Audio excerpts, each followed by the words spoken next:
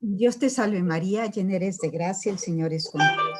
Bendita tú eres entre todas las mujeres y bendito es el fruto de tu vientre Jesús.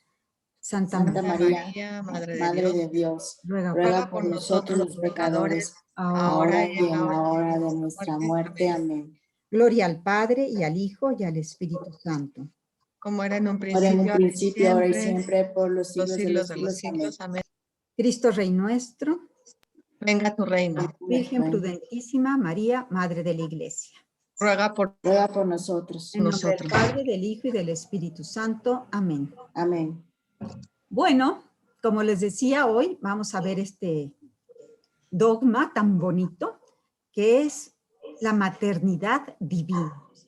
María es Madre de Dios. Les pido a todas si pueden, por favor, checar de apagar sus micrófonos para que ya no se oiga durante la clase. Es como decía, es un dogma precioso. Quizá no alcance a verlo todo, pero sí la mayor parte del mismo. Y el resto lo veremos en la siguiente clase y empezaremos el de la virginidad perpetua de María. Primero, antes que nada, quisiera decir algunas cosas que son importantes entender, ¿no? Por ejemplo, vamos a hablar del dogma de la maternidad divina. Bueno, ¿qué es un dogma? Bueno, un dogma es una verdad divina revelada, es una verdad divina revelada y proclamada como tal por el magisterio de la Iglesia. Y esto lo hace con autoridad y de forma infalible. Infalible es que no se puede equivocar. Entonces, no es una verdad que la Iglesia se inventa. O sea, un dogma no es algo que la Iglesia decidió en un momento inventarse. No, es una verdad revelada por Dios, que simplemente lo que hace la Iglesia es decir, esta verdad es revelada por Dios y todos tienen que creer en ella. O sea, simplemente la Iglesia, que es la que enseña lo que tenemos que creer, nos dice que esto ha sido revelado por Dios y nos lo dice de una forma infalible. Y, por lo tanto, el dogma debe ser recibido, aceptado y creído por los fieles, por todos los fieles, y tiene fuerza vinculante. Es decir, esto es lo que nos une, nos vincula, nos hace estar en comunión de fe y por siempre con todos los fieles. Entonces, esto es importante. El dogma es algo que Dios nos reveló y que simplemente lo que la Iglesia hace es decir, esto que es revelado por Dios lo tienen que creer todos los fieles que quieran pertenecer a la Iglesia Católica. Es de fe, es para todos, es para siempre, y esto lo declaramos con la autoridad que Cristo dio a la Iglesia y lo hace de forma infalible. Los dogmas no son la norma suprema de la Iglesia. O sea, la regla de nuestra fe es la revelación que está contenida, como ya lo habíamos dicho antes, en las Sagradas Escrituras y en la tradición. Lo que hace las declaraciones dogmáticas es que cuando surgen dudas, surgen conflictos en la fe, pues la Iglesia, con su autoridad, que le toca a ella la misión de enseñar, dice, no, así es la cosa. Ante estas dudas, ante estos conflictos, la verdadera fe es así y es de esta manera porque así se halla en la Sagrada Escritura, se halla así en la tradición. Y también lo hace cuando se ha llegado a la madurez de la comprensión de una verdad. Entonces, por ejemplo, la maternidad divina, como veremos, se declara el dogma ante confusiones que hay. Hay varias herejías y ante estas herejías la Iglesia dice, no, María sí es Madre de Dios. Pero hay otros casos, como por ejemplo la Inmaculada Concepción, que no es que hubiera un conflicto ni que hubiera un problema por ese motivo. Simplemente la Iglesia en un momento dado ve que ya ha llegado a la madurez esa verdad que ha sido revelada y simplemente lo que hace es que lo proclama dogma. Estos dogmas marianos, entonces, son declaraciones solemnes sobre la Santísima Virgen y vamos a ver que son bien poquitos. Son muy pocos los dogmas que la Iglesia nos dice que todos los católicos estamos obligados a creer si queremos pertenecer a la Iglesia Católica. Hay otras muchas cosas que son tradiciones, que son costumbres, pero no son cosas que la Iglesia nos pida que creamos para estar en comunión con ella, ¿no? Entonces, no sé, no es dogma que hay que rezar el rosario. No, no es dogma, es una costumbre muy bonita que hay en la Iglesia sobre la Virgen María, etcétera. Hay muchas cosas que podemos hacer, pero no es dogma que la Santísima Virgen se apareció en Fátima. Sí, la Iglesia ha dicho que la Virgen ha dicho que sí se apareció en Fátima, pero no como dogma, no como algo que si yo no creo en la Virgen de Fátima, pues ya no estoy en comunión con la Iglesia. Ok, dicho esto, vamos a ver qué significa magisterio de la Iglesia. Decíamos que la Iglesia tiene el oficio de enseñar con autoridad el Evangelio en el nombre de Jesucristo, ¿no? Jesús mismo dijo, a quien ustedes oye, a mí me oye. Y a Pedro le dijo, sobre esta piedra edificaré mi iglesia. Y lo que ates quedará atado y lo que desates quedará desatado. Entonces, Jesús le dio a la iglesia la autoridad y le dijo al final cuando ya se iba, vayan y anuncien y bauticen, etc. Entonces, la iglesia, guiada por el Espíritu Santo, enseña pues lo que se ha ido, lo que Dios nos ha revelado. Se puede decir que el magisterio eclesial es la enseñanza oficial de la iglesia. Entonces, dogma es una verdad revelada y proclamada así por la iglesia. El conjunto de dogmas proclamados por la iglesia, el conjunto de todas estas verdades divinas reveladas, es lo que la iglesia, lo que en la iglesia llamamos magisterio de la iglesia. Entonces, el magisterio de la iglesia es el conjunto de los dogmas que son esas verdades que Dios reveló y que la iglesia proclamó como verdaderas, como infalibles y como que son reveladas por Dios. Esta enseñanza magisterial le corresponde al colegio episcopal, al entero colegio episcopal, por ejemplo, cuando se reúnen en un concilio, y a los obispos en comunión con el Papa. Este magisterio puede ser de dos tipos. Uno es el ordinario, o sea, los obispos, el Papa, los sacerdotes tienen la misión de enseñar al pueblo. Y esto pues lo hacen ordinariamente. Entonces, no sé, el Papa da una catequesis en Roma todos los miércoles. Pues, ¿qué está haciendo? Un magisterio eclesial ordinario. El obispo va y da una misa o manda una carta, está haciendo, es un magisterio ordinario, su enseñanza ordinaria. Lo mismo hacen los sacerdotes cada vez en una homilía o cuando dan catequesis, etc. Entonces, ahí es, digamos, lo ordinario que enseñan ya sea el Papa, los obispos, los sacerdotes, en materia pues de fe y de costumbres, y lo ordinario. Y luego hay un magisterio extraordinario o solemne. Este solo se reserva para los concilios ecuménicos, es decir, cuando, ahorita vamos a ver cómo es un concilio, y para cuando el Papa habla ex cátedra, cuando el Papa dice, da una definición infalible, proclama un dogma como tal. Esto es, en muy pocas ocasiones, pues el último dogma que se dio fue el de la Asunción y fue en 1900 y tantos. El anterior había sido el de la Inmaculada. Es decir, como que ya la Iglesia, pues prácticamente a lo largo de los siglos, ha ido,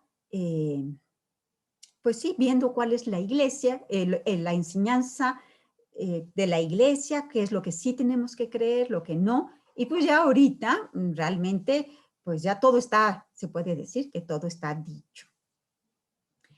Pensé que, bueno, aquí dice, ¿qué es un concilio ecuménico? Es una reunión de todos los obispos de la Iglesia que el Papa reúne para discutir algún tema. El último concilio ecuménico que tuvimos fue el Vaticano II, ¿se acuerdan? En 1965 o alrededores. Entonces vamos a ver el dogma de la maternidad divina. Este es el dogma esencial de la Virgen. ¿Por qué? Porque de este dogma se van a desprender después todos los privilegios que tuvo María. Esto es lo más grande que María ha hecho. Esto es lo más grande de la Virgen María, que sea la Madre de Dios. Entonces, el dogma de la maternidad divina fue proclamado de una manera ya solemne, porque, bueno, de una manera solemne en el Concilio de Éfeso. El Concilio de Éfeso fue en 431, pero esto no quiere decir que solo a partir de ese momento se empezara a creer que María era Madre de Dios. No, María era Madre de Dios, o sea, se le consideraba Madre de Dios desde los inicios. Y lo vamos a ver tanto en la Sagrada Escritura como en la tradición. Cuando se dice que María es Madre de Dios, se están afirmando dos cosas. Entonces, ¿qué se dice? Que es, uno, que María es verdadera madre. Ahorita vamos a verlo un poquito más en profundidad. Entonces, que María es verdadera madre y María es verdadera Madre de Dios. Entonces, vamos a ver cada una de estas afirmaciones. La primera, María es verdadera madre. Es decir, ella contribuyó, ella puso su óvulo, para decirlo de una manera más clara, en la formación de la naturaleza humana de Cristo. Así como ustedes, todas las que son madres, contribuyeron a formar la naturaleza humana de sus hijos. Ustedes pusieron su óvulo y su marido el espermatozoide. Bueno, aquí en el caso de María, María puso su óvulo, pero fue fecundada por el Espíritu Santo. Entonces, la segunda persona de la Santísima Trinidad, es decir, el Verbo, se encarnó en María y, como dice San Pablo, cuando llegó la plenitud de los tiempos, Dios envió a su Hijo y dice, formado de mujer, o sea, María contribuyó a la formación de el Hijo de Dios y fue sometido a la ley.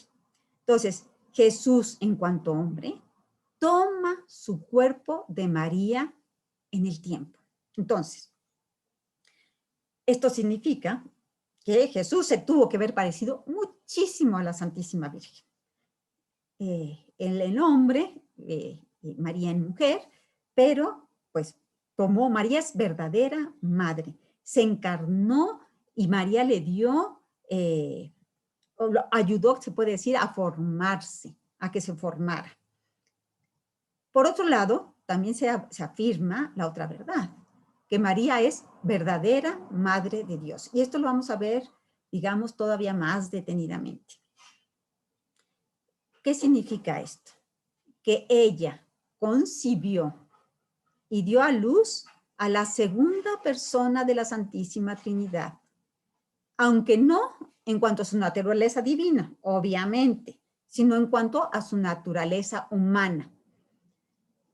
Y luego especificaremos, ¿no? Pero María vivió en el año, pues no sé, antes de Cristo, no sé, 15 años antes del primero antes de Cristo, ¿no?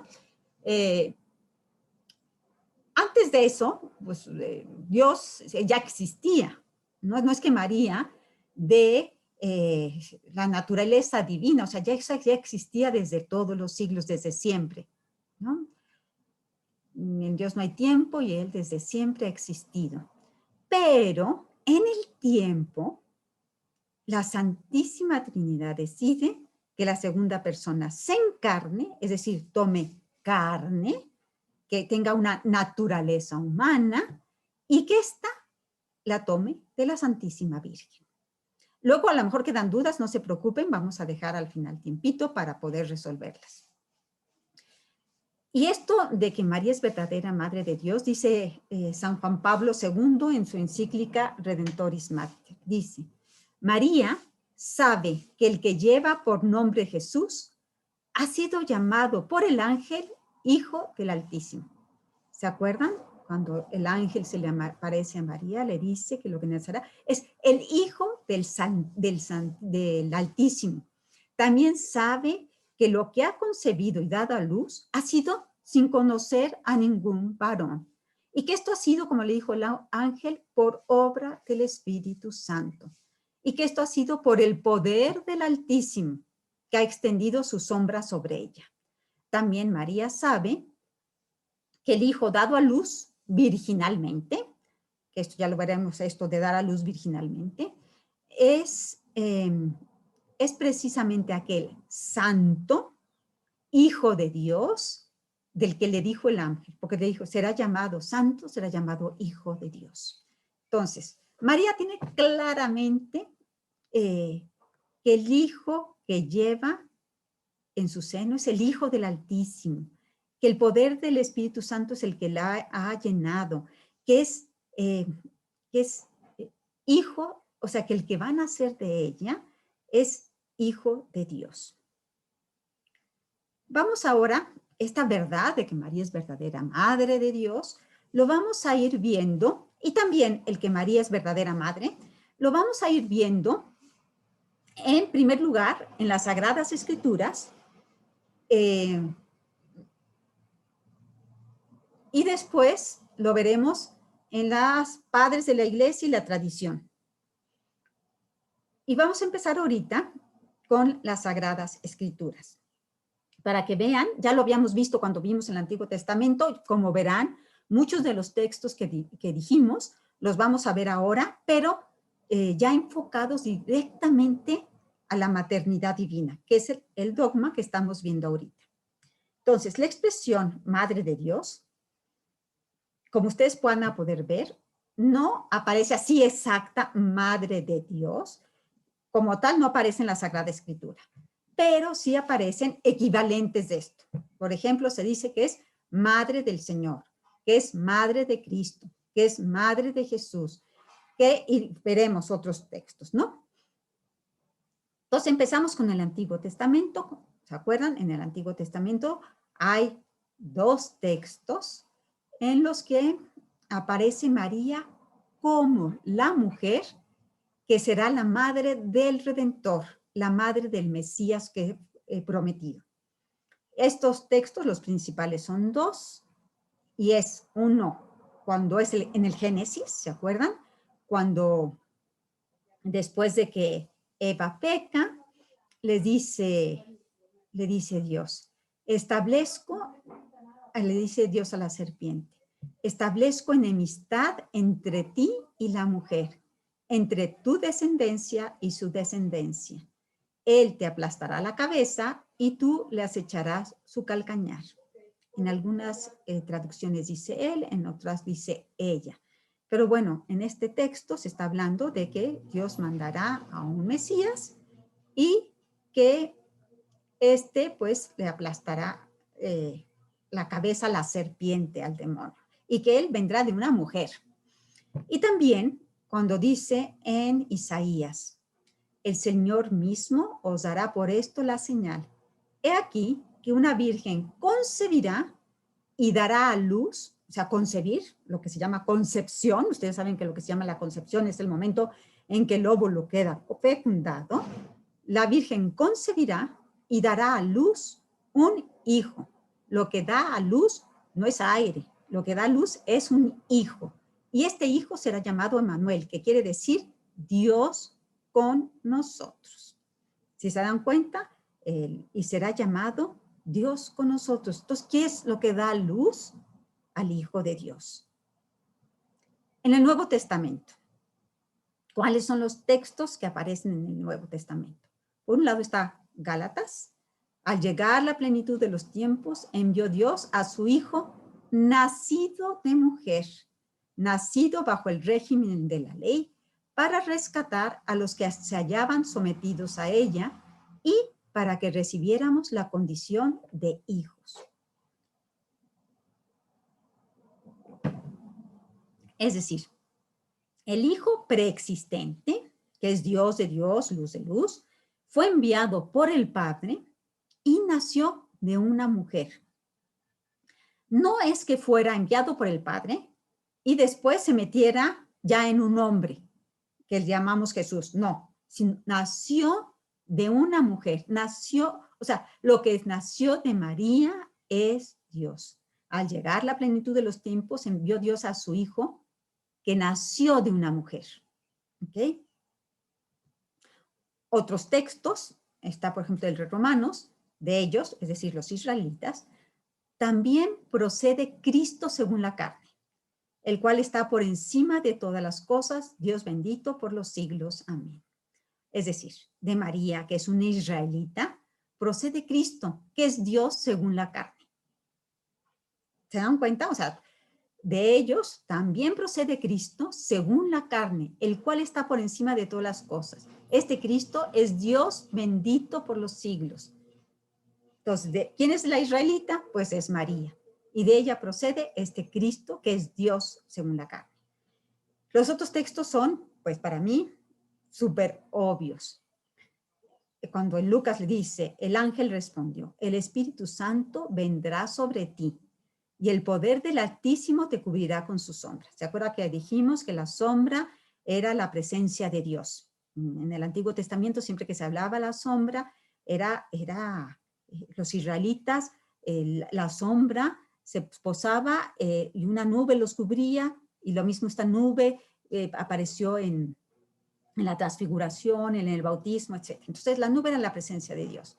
Esta sombra, entonces el poder del Altísimo te cubrirá con su sombra. Por eso el que va a nacer será santo y se le llamará Hijo de Dios. Entonces el que va a venir es el Hijo de Dios.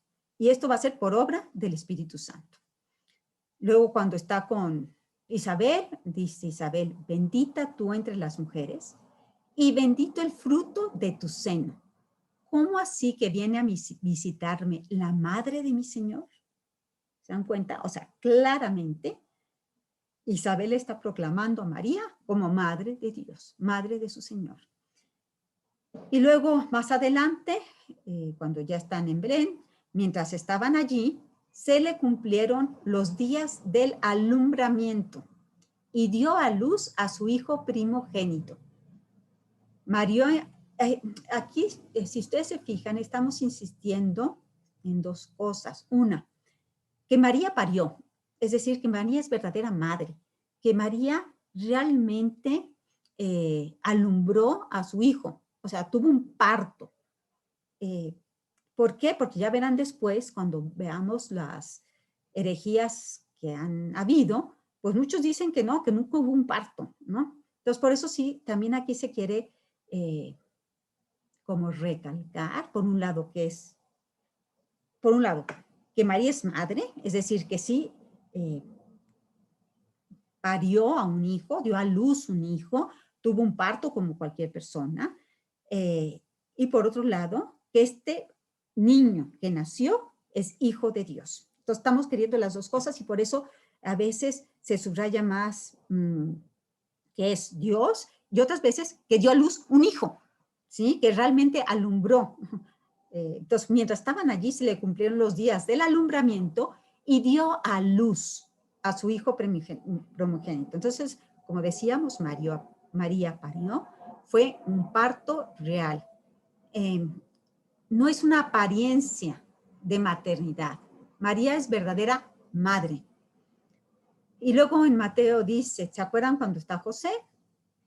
Se le aparece el ángel y le dice que bueno, que por favor acepte a María, ¿no? Porque lo que está esperando es hijo de Dios. Entonces le dice, una vez que despertó del sueño, José hizo como el ángel del Señor le había mandado y tomó consigo a su mujer, pero no la conocía. Es decir, no fue por obra de José que tuvo al hijo, hasta que ella dio a luz un hijo a quien puso por nombre de Jesús. Entonces, claramente se dice que todavía estaban comprometidos, todavía ni siquiera vivían juntos, que María era virgen, que María, que lo que ella va a dar a luz no es por obra también de José.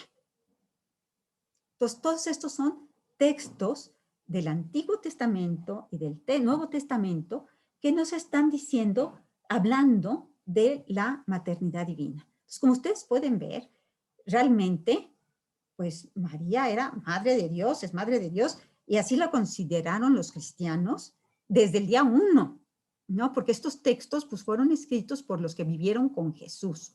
Esta se puede decir que es la enseñanza que desde un principio se proclamaba, se enseñaba. Y vamos a ver ahora, perdone, es que se me reseca la garganta. Vamos a ver ahora, entonces vimos la maternidad divina en la Sagrada Escritura. Ahora la vamos a ver en la tradición y en los padres de la iglesia. ¿Qué son los padres de la iglesia? Bueno, son como las primeras cabezas de la iglesia, los primeros líderes de la iglesia, muchos de ellos obispos de la iglesia, que se le consideran padres porque en ellos están como los fundamentos, ¿no? Entonces, todos los santos padres, durante los 3 primeros siglos, acuérdense que el concilio que proclama la maternidad divina como dogma es el concilio de Éfeso. Y el concilio de Éfeso fue en el 431. Bueno, durante los 3 primeros siglos, los padres de la iglesia afirmaron la verdadera maternidad de María. Y vamos a ver, no vamos a ver todos, por supuesto, porque esto no acabaríamos nunca. Vamos a ver algunos para que ustedes puedan ver cómo desde el inicio, bueno, ya lo veíamos en el Evangelio. Los evangelios son muy claros. San Pablo, pues tiene 2 pasajes también que ahí hemos visto que también hablan de ella. Pero los primeros obispos también hablaron de eso, los primeros padres hablaron también de eso. Por ejemplo, San Ignacio de Antioquía. ¿Se acuerdan de este mártir tan increíble? Él nació en el año 35, más o menos después de Cristo, y murió en el 107. Fue discípulo de los apóstoles San Pablo y San Juan. O sea, él no conoció a Cristo porque nació después, pero sí conoció a los apóstoles, a San Pablo, conoció a San Juan, y fue consagrado obispo por San Pedro, ¿no? Entonces, conoció bien a los primeros discípulos, a los primeros apóstoles, y por eso sus escritos son de gran importancia, porque nos muestran cómo, pues desde los inicios,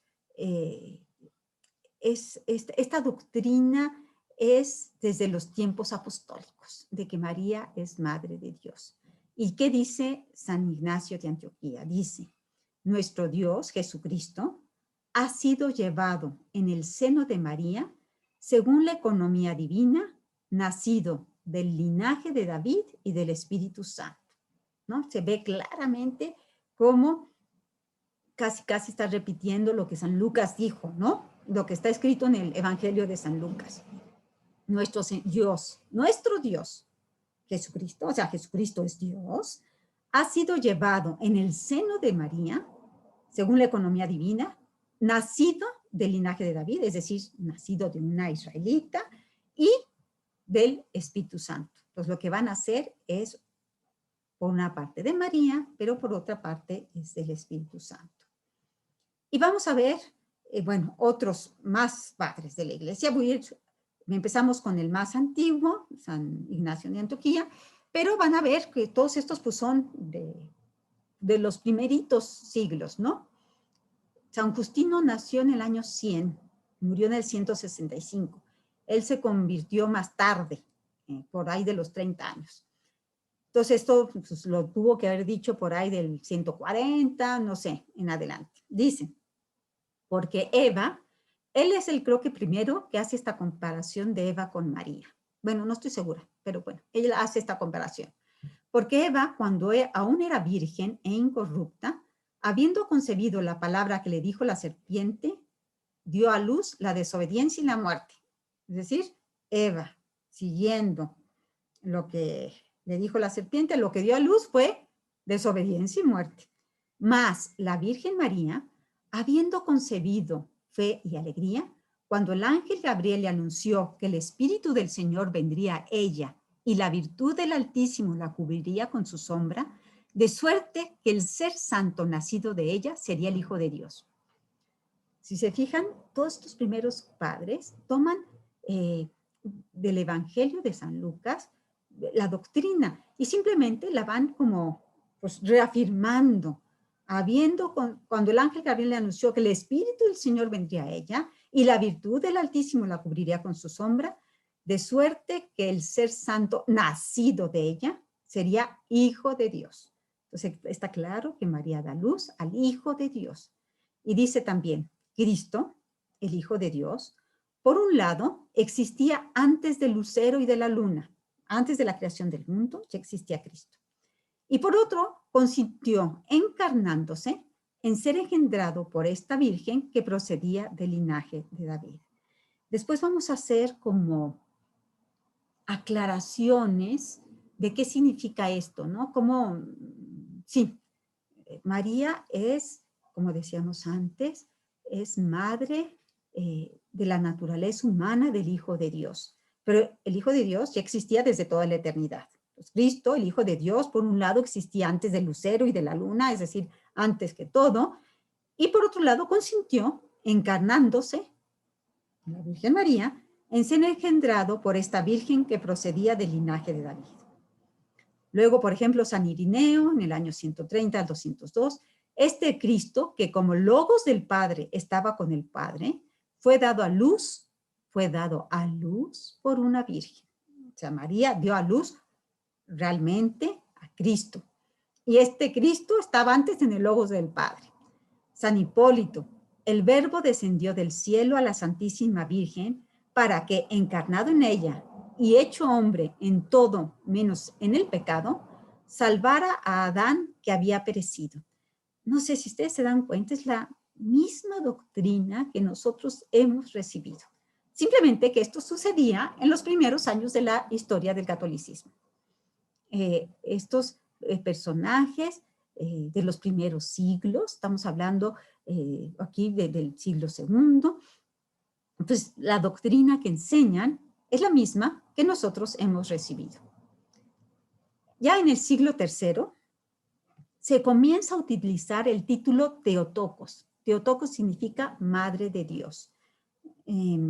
Por ejemplo, Orígenes es el primero que se conoce que usó este título, Madre de Dios, porque antes sí hablaban de que María parió al Hijo de Dios, pero no ponían el nombre Madre de Dios. Orígenes fue el primero en que ya se empieza a dar este nombre de Madre de Dios. Fíjense, esto es mucho antes del Concilio de Nicea, que dijimos que era el 431.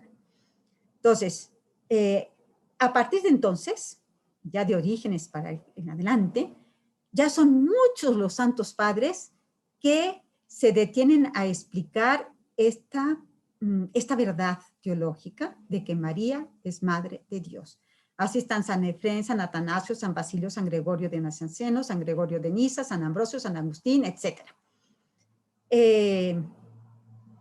Hasta tal punto que este título de Madre de Dios se convierte en el más usado a la hora de hablar de la Virgen María.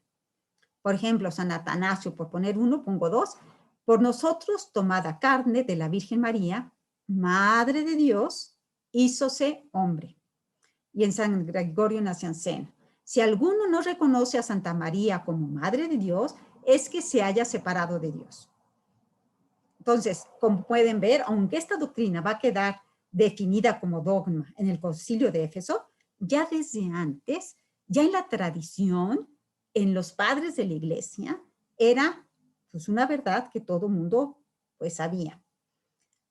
Y hay otra parte, están los padres de la Iglesia, pero también está esta oración, es la oración Subtum Presidium. Es una oración que nosotros rezamos, ¿ok? ¿Se acuerdan de esta oración? Bajo tu amparo nos acogemos, Santa Madre de Dios, no deseches las súplicas que te dirigimos en nuestras necesidades, antes bien, líbranos de todo peligro, oh siempre Virgen, gloriosa y bendita. Bueno, quiero decirles que esta oración que nosotros rezamos es la oración más antigua que se conoce de las dirigidas a la Santísima Virgen. Como ustedes saben, en Egipto se han encontrado muchos papiros antiguos. ¿Por qué? Porque su clima es muy seco. Y entonces esto ha permitido que papiros que tienen miles de años hayan sido encontrados. Bueno, dentro de esos papiros que fueron encontrados, hay uno que en 1938 se hizo público. En este papiro se encuentra la oración en griego de esta oración que nosotros conocemos. Pero esta oración, bajo tu amparo nos acogemos, la gente, o sea, la iglesia creía, por el texto más antiguo que tenían en la iglesia era del siglo IX, ¿no? Entonces, pues la iglesia había pensado que esta oración se empezó a rezar como en el siglo IX.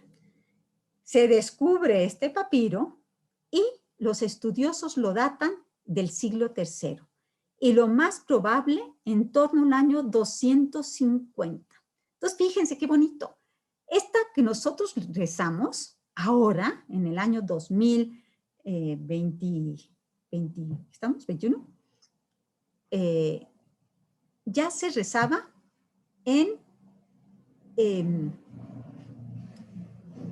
a inicios a los inicios. Y no sabemos, o sea, este papiro es del año 250, pero no sabemos si antes de esto, porque este fue hallado en griego, a lo mejor ya existía no sé, en arameo, vete tú a saber, ¿no? Entonces, este papiro es muy importante porque antes, o sea, antes de que se descubriera este papiro, se excluía que hubiera existido un culto oficial a María antes del Concilio de Nicea, en el año 325. O sea, sí se decía que María era Madre de Dios, sí se decía que María había concebido y dado a luz a Jesús, todo esto sí se decía, por supuesto, ya lo hemos visto, pero no que tuviera un culto, ¿no? No que se le hiciera una oración a la Virgen. Entonces, cuando en esta oración ya se utiliza la expresión Madre de Dios, pues es muy bonito, ¿no? Saber que desde el principio a María se le rezaba, porque se le decía, bajo tu protección nos acogemos, Santa Madre de Dios. Vean qué bonito es esto, bueno, a mí me encanta. Y con este descubrimiento de este papiro, se produjo pues se puede decir, revolución en la mariología, porque como este papiro data del siglo III y se convierte en pues, la oración mariana más antigua, desmiente todo lo que habían dicho los teólogos de la Reforma. Cuando viene la Reforma, los teólogos decían que el culto a María era un añadido tardío, que no era algo propio del cristianismo original. Entonces, por eso, pues ellos decían, no, podemos quitarle este culto a María. No, espérenme. Este culto ya existía desde el año 250, por lo menos. Y esto es una traducción al griego, no sabemos. Este es el que se ha encontrado. No sabemos desde cuándo esta oración existe. Bueno, ahora vamos a ver algunos, ya no me dio tiempo de ponerle fotos, entonces ya lo vamos a ver así. Vamos a ver algunos errores cristológicos y que por ser errores cristológicos son también errores mariológicos. Los errores en realidad siempre tuvieron como que a Cristo, en el enfoque en Cristo, pero de pasada, digamos que raspaban también a María. Entonces, con objeto de entender un poco más qué quiere decir el dogma de la maternidad divina, vamos a ver cuáles son los principales errores que hubo a lo largo del tiempo de la persona de Jesús y cómo estos errores afectaban al entendimiento correcto de la maternidad divina de María. De la maternidad o de la maternidad divina de María. Por ejemplo, el docetismo. Viene de una palabra griega que quiere decir parecer, aparentar. Entonces, ¿qué decían estos, los docetistas? Eran unos herejes que afirmaban que Jesucristo no fue verdadero hombre, sino que su cuerpo no era real, era un cuerpo aparente, era una apariencia. Sí era Dios verdadero, pero su cuerpo no era verdadero. Por lo tanto, la madre de Jesús no era madre real, porque pues era un cuerpo aparente. Cuando nosotros decimos, no, espérense, la madre de Jesús es madre real. Luego, por ejemplo, el adopcionismo. Esta herejía decía que Jesús fue un ser humano, como cualquier otro, que nació de una mujer, como cualquier otro, y que en un momento de su vida o después de su muerte, Dios lo adoptó como hijo. Por eso se llama adopcionista, porque Dios lo adopta. Entonces, lo que María tuvo fue un hombre, y ya después, en algún momento, ya después de que nace, ya después de que todo, lo adopta Dios como su hijo. Y dicen, la mayoría de estos dicen que esta adopción fue en el momento del bautismo. Sin embargo, ¿qué nosotros qué decimos? No, no, no, no. Lo que nació es, desde el principio, verdadero Dios y verdadero hombre.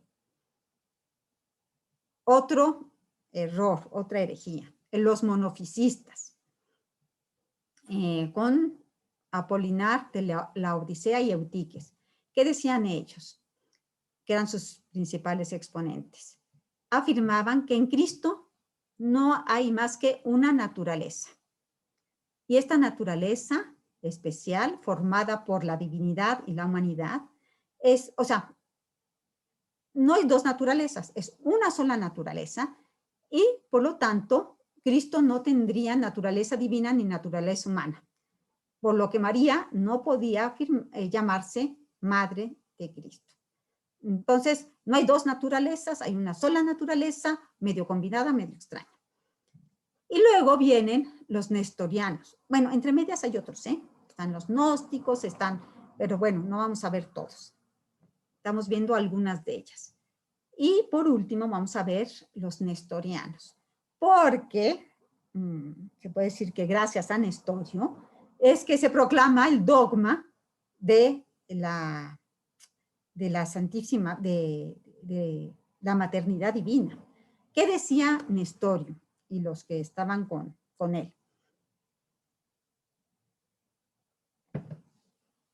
Ellos niegan la unión hipostática del verbo, es decir, la unión que es una sola persona. Por lo tanto, destruyen la unidad de la persona de Jesús. Nestorio afirmaba que en Cristo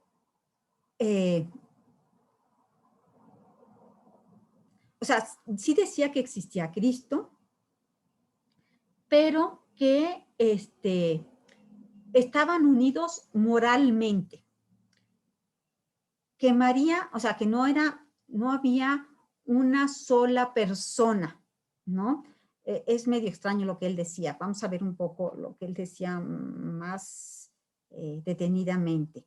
Que María era solo madre del hombre Cristo, pero que no podría llamarse madre de Dios. Sin embargo, como hemos visto a lo largo del tiempo, a María se le llamaba Madre de Dios, esto lo hacía el común de los fieles, y además le rezaban a ella, y tenemos esta oración tan bonita de la iglesia: bajo tu protección nos acogemos, y pues se empieza a ver pues sí, un verdadero, sí, o sea, unas verdaderas controversias grandes, porque no sé aquí qué más decir. Bueno, simplemente vamos a decir, porque lo vamos a ver cuando veamos el Concilio de Éfeso, más detenidamente lo que decía Nestorio. Simplemente quitaba que había una sola persona, ¿no? Y está con dos naturalezas. Lo vamos a ver más claramente porque les digo que gracias a Nestorio pues sí, o sea, lo vamos a ver después, pero Nestorio Proclo está predicando dando un sermón. En ese sermón está Nestorio, que es patriarca en Turquía, y en el sermón, Proclo dice que María es madre de Dios, y Nestorio se para y le dice que no es madre de Dios. Pero esto lo vamos a ver más adelante, como les digo, cuando ya veamos los concilios. Entonces, hemos visto hasta ahorita qué dice la Sagrada Escritura. Vimos el Antiguo Testamento, el Nuevo Testamento. Luego vimos los padres de la iglesia y la tradición. O sea, la tradición está formada, claro, por los padres de la iglesia, pero en este caso también quise meter este texto, este papiro, porque también es parte de la tradición de la iglesia, ¿no? Algo que está, ¿no? Que se ha ido transmitiendo y que confirma que esto que se ha ido transmitiendo y que nosotros no sabíamos que esta oración que rezamos, pues ya la rezaban los cristianos en el 200 y cacho. Bueno, entonces vimos Sagrada Escritura, vimos los santos padres, la tradición, y ahora vamos a ver qué ha dicho el magisterio de la iglesia. ¿Se acuerdan que ya dijimos lo que era el magisterio de la iglesia en un inicio? Entonces, ¿qué es esta enseñanza de la iglesia? Bueno, la enseñanza de la iglesia, desde el principio, siempre ha sido unánime y de una manera interrumpida sobre este punto fundamental. O sea, siempre, desde siempre, se ha visto que María es Madre de Dios. Y esto, bueno, ¿saben qué? Lo vamos a dejar aquí para que puedan hacer preguntas y en la próxima clase concluimos esto. Pero ahorita, si quieren, voy a dejar de grabar, voy a poner una pausa y va a ser el momento de que puedan hacer sus preguntas. Entonces, no sé si alguna tenga alguna pregunta. ¿O fui muy clara? ¿No? Bueno, parece que sí fui clara. Todo muy claro. Sí, está levantando la mano Mari Carmen, ¿no? Ah, perdón, no la veo, pero bueno, la que hablen. La que quiera hablar puede hablar, ¿eh?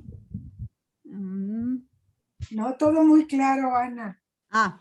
Así que ya entendí. Oye, luego vas a mencionar, Ana, yo una duda, eso de, por ejemplo, que decías que es un dogma de fe, bueno, lo que dijiste ahorita, ¿verdad?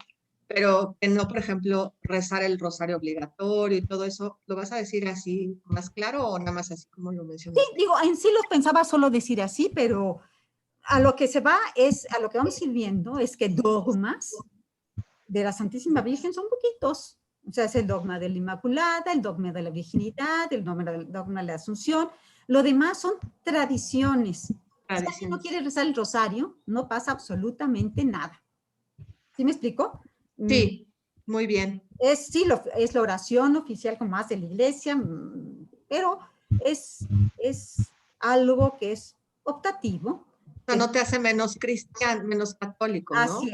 Así es, ¿no? Es lo que entendí cuando lo dije. Esa fue nada más mi duda. Sí, efectivamente. Es muy bueno rezar el rosario. Luego vamos a ver al final cuáles son las, pues sí, la piedad mariana que la iglesia siempre ha recomendado, lo vamos a ver al final. Pero no es dogma.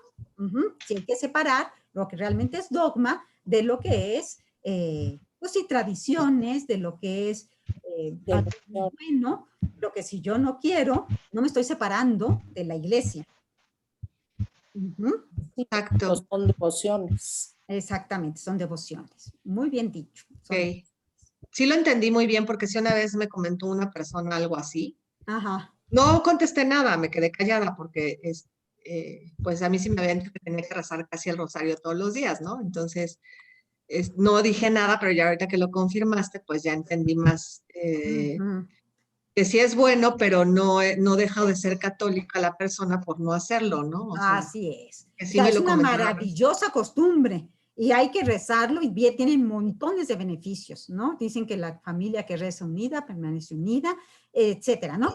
Pero si no se reza, pues no, por eso dejo de ser católico, ¿no? Efectivamente. Bueno, Gracias. muy bien.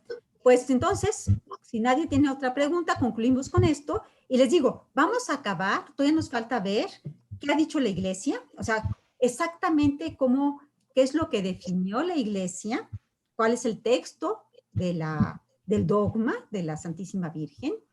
Y vamos a ver qué sí es y qué no es, o sea, para que quede todavía más claro. Marta, veo una manita levantada. ¿Quieres decir algo? Sí, no alcancé a captar cuál es el dogma que gracias a las necesidades de Nestorio. Eso. Es que, perdón, ya no lo concluí, porque justo eso, gracias se puede decir a Nestorio, gracias entre comillas, ¿verdad? Como gracias a Adán, pues vino Jesucristo, bueno, pues gracias a Nestorio, va a haber una controversia muy grande en la iglesia, sobre unos que apoyan a Nestorio, la mayoría que dicen no, Nestorio dice que no, María no es madre de Dios, y todos los fieles, y San Cirilo de Alejandría especialmente, se oponen. Lo voy a comentar en la próxima clase, pero es que se puede decir que por lo que dice Nestorio, se da un sermón, creo que unos como 2 años antes del concilio, y en ese sermón es cuando empieza la controversia y se hace el concilio y ahí se deja claro que sí dice la iglesia y que no es lo que Nestorio está diciendo. Pero con Nestorio era muy importante porque era un patriarca. Pero lo vamos a ver en la próxima clase. Ya por eso no me quise meter. Simplemente quería decir que Nestorio hace una herejía que dice que Cristo no tiene 2 naturalezas. Pero lo vamos a ver con más detenimiento ahorita que entremos al concilio de Éfeso. ¿Sí? Okay. Entonces, sí, efectivamente lo dejé medio volando, como que dije, mejor ya no me meto en esto, porque ya quedaba poco tiempo y creo que lo iba a dejar como a la mitad. Entonces, por eso ya no quise continuar. No, quiero saber cuál dogma se proclamó a partir de sus necedades. Perdón, no te escucho bien, Marta. Solamente quiero saber cuál dogma tuvo que proclamar la iglesia a partir de todo lo necio y necedades ya, históricas. Justo, la maternidad divina. La maternidad divina se proclamó en el concilio de Éfeso, en parte por Nestorio, para rebatir a Nestorio. Sí, sí. Perfecto. Pero justamente es la maternidad divina. Perfecto. Ok, bueno. Pues vamos a dar gracias, vamos a rezar, y terminamos entonces. En nombre del Padre, del Hijo y del Espíritu Santo. Amén. Te damos gracias, Señor, por todos tus beneficios. Vives y reinas. Que vives y reinas por los siglos de los siglos. Amén. Amén. Nuestro, venga tu reino. Venga tu reino. Santísima María, Madre de la Iglesia. ruega por nosotros. nosotros. Del Padre, del Hijo y del Espíritu Santo. Amén. Pues que les vaya muy bien, que Dios las bendiga. Gracias, adiós. Gracias, Ana. Bye.